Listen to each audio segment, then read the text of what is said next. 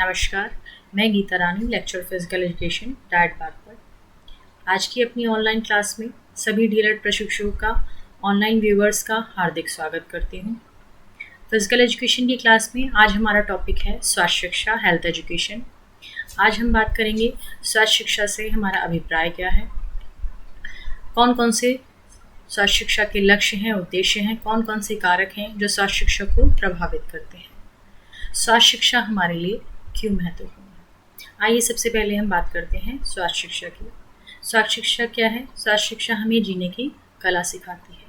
स्वास्थ्य शिक्षा हमारी आदतों और व्यवहार में परिवर्तन लाने की एक वह विधि है जिसके माध्यम से हमें रोगों का ज्ञान होता है, कौन कौन से नियमों का पालन करना है जिनके द्वारा हम रोगों से बचाव कर सके, रोग मुक्त हो सके, कौन कौन सी आदतें और व्यवहार हम अपने जीवन में परिवर्तित करके स्वस्थ रह सकते हैं। स्वस्थ शिक्षा हमें व्यक्ति, समुदाय और जाति की स्वास्थ्य संबंधी आदतों तथा दृष्टिकोणों को अच्छा बनाने में सहायक होती है। कोई भी कार्य जो जनसाधारण को स्वास्थ्य के विषय में नया सिखाए, नई जानकारी दे, वह स्वास्थ्य शिक्षा है। सरल शब्दों में हम अगर बात करें तो लोगों को स्वास्थ्य व बीमारियों संबंधी जानकारी देना, उनका स्वास्थ्य सुधारने के लिए प्रयत्न करना, रोगों पर किस तरह से नियंत्रण करना है, इस योग्य बनाना स्वास्थ्य शिक्षा का लक्ष्य है। स्वास्थ्य ही धन है, हेल्थ इज वेल्थ, क्योंकि व्यक्ति हमारे समाज की एक इकाई है। यदि व्यक्ति स्वस्थ होगा तो हमारा समुदाय, कम्युनिटी स्वस्थ होगी और किसी भी देश की प्रगति तभी संभव है यदि व्यक्ति, उस देश के व्यक्ति स्वस्थ हैं। अरस्तु की कहावत है, स्वस्थ मस्तिष्क स्वस्थ शरीर में निवास करता है। Healthy mind in a healthy body. स्वस्थ मस्तिष्क कहाँ होगा? जहाँ स्वस्थ शरीर होगा। स्वस्थ शरीर और स्वस्थ मस्तिष्क दोनों एक दूसरे के पूरक हैं। यदि हमें हेल्दी लाइफ जीनी है, फिजिकली फिट रहना है, तो हमें स्वास्थ्य संबंधी आदतों, नियमों और व्यवहारों को आत्मसात करना होगा। अगर हमारे अंदर हेल्दी हैबिट्स नहीं हैं, उन हेल्दी हैबिट्स को दूर करना होगा, अच्छे नियमों का पालन करना होगा ताकि हम पूर्ण रूप से स्वस्थ रह सकें। कुछ परिभाषाओं के आधार पर अकॉर्डिंग टू WHO क्या है? World Health Organization. World Health Organization क्या कहती है? Health is a state of complete physical, mental and social well-being and not merely the absence of disease and infirmity. स्वस्थ रोग व निर्बलता का मात्र अभाव नहीं है, बल्कि शारीरिक, मानसिक तथा सामाजिक कल्याण की एक पूर्ण अवस्था है। According to J.F. विलियम, अगर हम J.F. विलियम की परिभाषा लें तो स्वस्थ जीवन का वह गुण है जो व्यक्ति को अधिक समय तक जीवित रहने तथा सर्वोत्तम प्रकार से सेवा करने के योग्य बनाता है। उपरोक्त परिभाषाओं के आधार पर हम कह सकते हैं, यदि हमें हेल्दी लाइफ जीनी है, पूर्ण रूप से स्वस्थ रहना है, तो हमें स्वास्थ्य शिक्षा का ज्ञान होना अति आवश्यक है। रिसर्चेस ये कहते हैं, अनुसंधान ये कहते हैं, हम 50% होने वाली बीमारियों को कम कर सकते हैं यदि हमें स्वास्थ्य शिक्षा का पूर्ण रूप से ज्ञान हो। कौन कौन से संक्रामक रोग हैं जो एक व्यक्ति से दूसरे व्यक्ति में फैलते हैं? यदि हमें उन बीमारियों का ज्ञान हो, किस तरह से वो बीमारियां फैलती हैं, तो हम उन रोगों से अपने आप को सुरक्षित रख सकते हैं। हम अपने खान पान के तरीकों में, अपने आदतों में, अपने व्यवहार में परिवर्तन लाकर, अपने रहन सहन में परिवर्तन लाकर अपने आप को पूर्ण रूप से स्वस्थ रख सकते हैं। तो यह स्वास्थ्य शिक्षा सभी के लिए अति महत्वपूर्ण है, अति आवश्यक है। स्वास्थ्य शिक्षा का लक्ष्य क्या है? स्वास्थ्य शिक्षा का लक्ष्य है व्यक्ति को रोग मुक्त बनाना, डिजीज फ्री बनाना।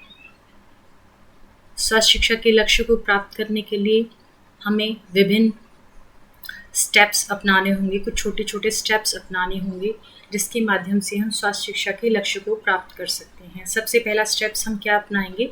स्वास्थ्य के बारे में सजगता।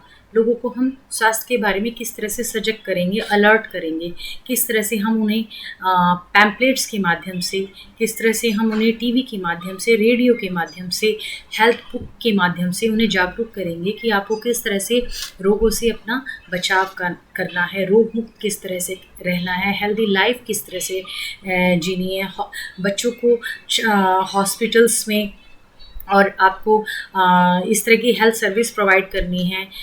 हेल्थ वीक कर सकते हैं हम, स्वास्थ्य सप्ताह एक आयोजित कर सकते हैं बच्चों को जागरूक करने के लिए, या कम्युनिटी को जागरूक करने के लिए, समाज को जागरूक करने के लिए हम रैलियों के माध्यम से, पोस्टर के माध्यम से लोगों को अलर्ट कर सकते हैं, जागरूक कर सकते हैं, उनमें जागरूकता फैला सकते हैं कि किस तरह से आपको स्वस्थ रहकर हेल्दी हैबिट्स, स्वास्थ्य संबंधी आदतें और नियमों को अपनाकर अपने आप को स्वस्थ रखना है तथा समाज को स्वस्थ रखना है और राष्ट्र की प्रगति में किस तरह से आपको सहायक होना है।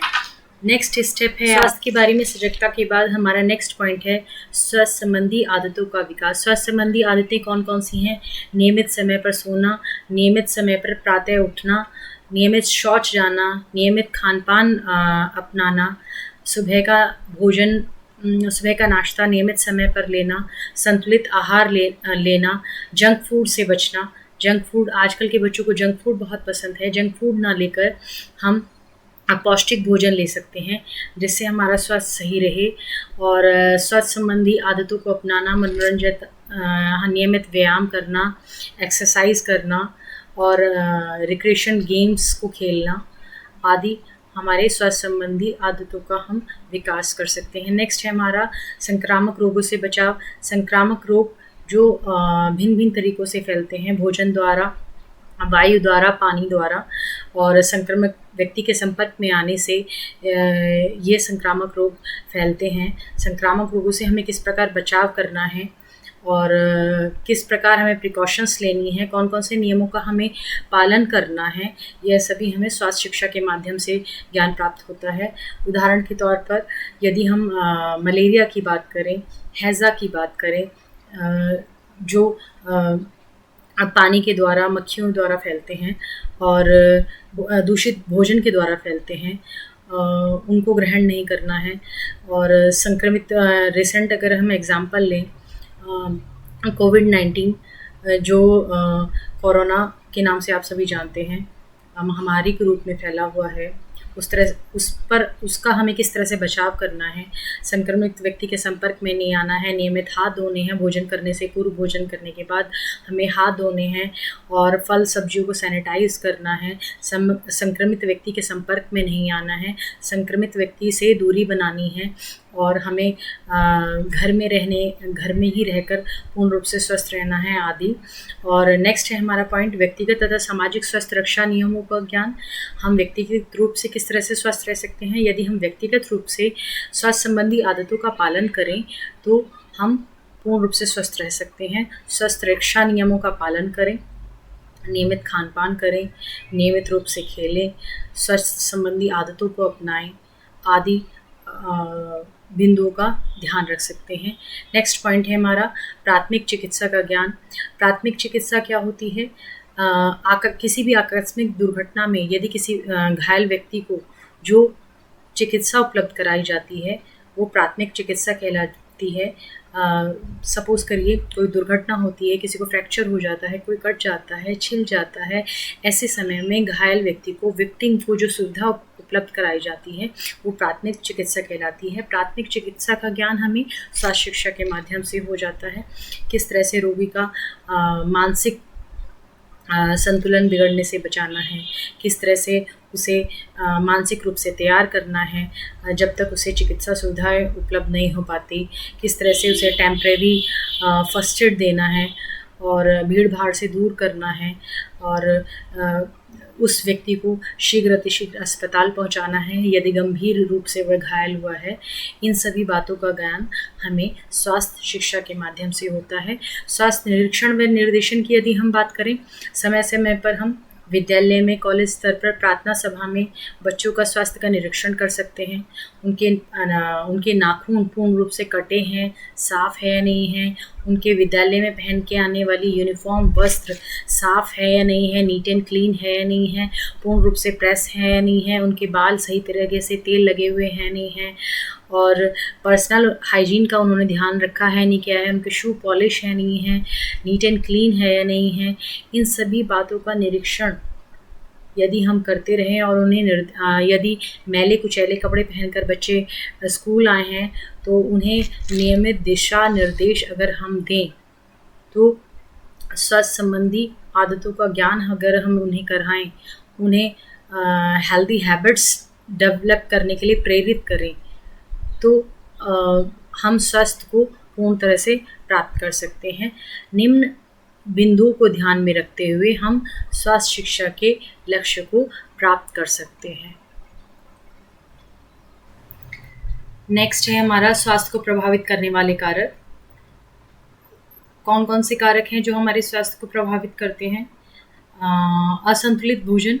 संतुलित भोजन यदि हम ना ग्रहण करें, हम पूर्ण रूप से सही मात्रा में कार्बोहाइड्रेट, फैट, मिनरल्स, प्रोटीन्स आदि अगर ना लें अपने भोजन में, संतुलित आहार ना लें तो हमारा शरीर पूर्णतः स्वस्थ नहीं रह पाता है। हमें संतुलित भोजन, प्रॉपर कैलोरीज लेनी चाहिए, संतुलित भोजन लेनी चाहिए। अपने भोजन में फलों को, अच्छी खाद्य सामग्रियों को शामिल करना चाहिए जिससे हम पूर्ण रूप से स्वस्थ रह सकें। नियमित व्यायाम करने चाहिए। व्यायाम से हमारे शरीर को स्फूर्ति मिलती है, एजिलिटी मिलती है, हमारा शरीर बहुत अच्छा हो जाता है, शारीरिक पुष्टि का विकास होता है, फिज़िकल फिटनेस बढ़ती है। इसलिए हमें नियमित व्यायाम करने चाहिए। यदि हम नियमित व्यायाम नहीं करते हैं तो हम आलसी हो जाते हैं और किसी भी एक्टिविटी में पार्टिसिपेट करने का हमारा मन नहीं करता है। तो हमें नियमित व्यायाम करने चाहिए। नेक्स्ट पॉइंट है हमारा निद्रा तथा विश्राम।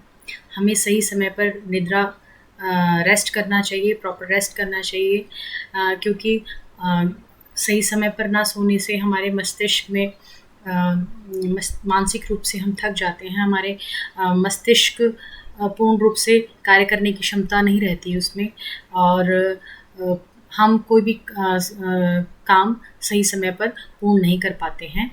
और इसलिए यह अति आवश्यक है कि आपके मानसिक रूप से स्वस्थ रहने के लिए कि हम प्रॉपर रेस्ट लें, प्रॉपर स्लीप लें।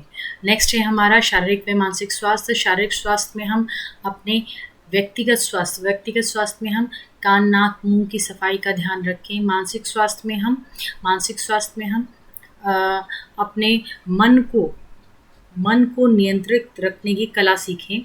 त्राटक व ध्यान व मेडिटेशन द्वारा हम अपने आप को फिज़िकली फिट कर सकते हैं, कंसंट्रेशन पावर बढ़ा सकते हैं, अपने मस्तिष्क की सजगता को बढ़ा सकते हैं। और नेक्स्ट है हमारा मादक पदार्थों का सेवन। हमें मादक पदार्थों का सेवन नहीं करना चाहिए, ये हमारे स्वास्थ्य पर विपरीत प्रभाव डालते हैं। जैसे कि आप देखते हैं आजकल के युवा पीढ़ी तंबाकू, पान, गुटखा आदि का सेवन करती है, जिससे उनके स्वास्थ्य पर विपरीत प्रभाव पड़ता है। उनके रेस्पिरेटरी सिस्टम और सर्कुलेटरी सिस्टम खराब हो जाते हैं, टीबी जैसी बीमारियां हो जाती हैं, उनकी सांस फूलने लगती है, अनिद्रा के शिकार हो जाते हैं।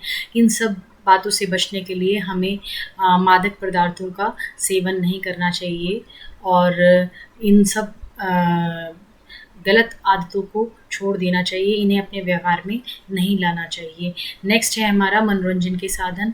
हमें अच्छे और स्वस्थ मनोरंजन के साधन अपनाने चाहिए। हमें सही समय पर स्वस्थ मनोरंजन के साधन का उपयोग करना चाहिए। अच्छे न्यूज़ चैनल्स देखें, अच्छे मनोरंजनात्मक कार्यक्रम देखें जिससे हमारा रिक्रिएशन हो, और एक स्वस्थ व्यक्ति तभी हो सकता है जब वो अपने अंदर हेल्दी हैबिट्स डेवलप करे।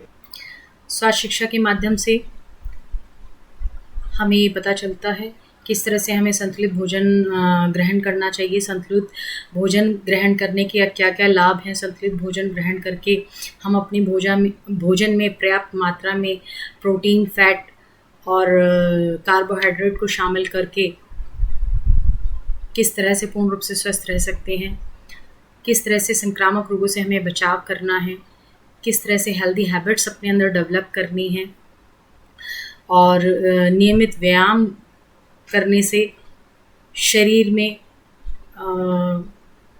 कौन कौन से गुण डेवलप होते हैं, ये हमें स्वास्थ्य शिक्षा के माध्यम से ही पता चलता है। स्वास्थ्य शिक्षा के माध्यम से हमें फर्स्ट एड का ज्ञान होता है। स्वास्थ्य शिक्षा के माध्यम से हम अच्छी आदतों का विकास कर सकते हैं। इन सभी बिंदुओं के आधार पर हम ये कह सकते हैं स्वास्थ्य शिक्षा हमारे लिए अत्यंत महत्वपूर्ण है, सभी के लिए अत्यंत महत्वपूर्ण है। धन्यवाद।